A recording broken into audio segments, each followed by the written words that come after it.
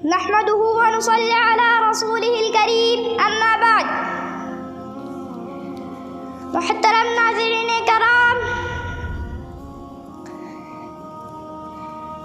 السلام علیکم ورحمۃ اللہ وبرکاتہ. میرے تقریر کا عنوان ہے حضرت عمر رضی اللہ تعالی عنہ. پیارے نبی صلی اللہ علیہ وسلم کے انتقال کے بعد جن لوگوں نے قوم اور ملت کی رہنمائی کی ذمہ داری نبھائی تھی ان کو خلیفہ کہتے ہیں. 4 مشہور خلیفہ ہیں جنہیں خلیفہ راشدین کہتے ہیں، خلفائے راشدین کہتے ہیں. نمبر 1 حضرت ابو بکر رضی اللہ تعالی عنہ. نمبر 2 حضرت عمر رضی اللہ تعالی عنہ. نمبر 3 حضرت عثمان رضی اللہ تعالی عنہ. نمبر 4 حضرت علی رضی اللہ تعالی عنہ. حضرت ابو بکر کے بعد حضرت عمر رضی اللہ تعالی عنہ خلیفہ ہوئے. حضرت عمر رضی اللہ تعالی عنہ بہت نیک تھے، اللہ کے فرما بردار تھے، پیارے نبی صلی اللہ علیہ وسلم کے سچے ساتھی تھے، رعایا کا بہت خیال رکھتے، لوگوں کا حال معلوم کرنے کے لیے راتوں رات میں گشت لگایا کرتے تھے.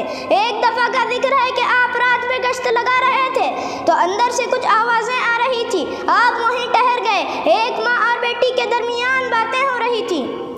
ماں نے کہا بیٹی اٹھو ذرا دودھ میں پانی ملا دو. بیٹی نے کہا کچھ خبر بھی تو ہے، دودھ میں پانی ملا، خلیفہ کا حکم ہے کہ دودھ میں پانی ملا کر مت بیچو.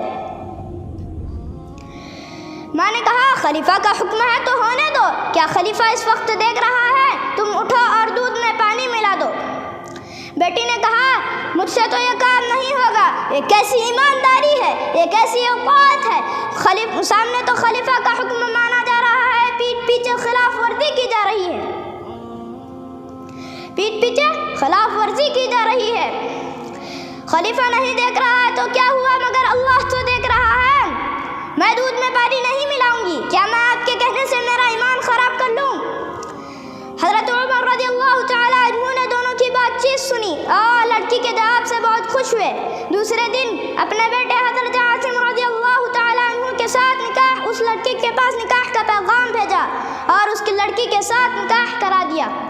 وآخر الدعوانا الحمد للہ رب العالمین.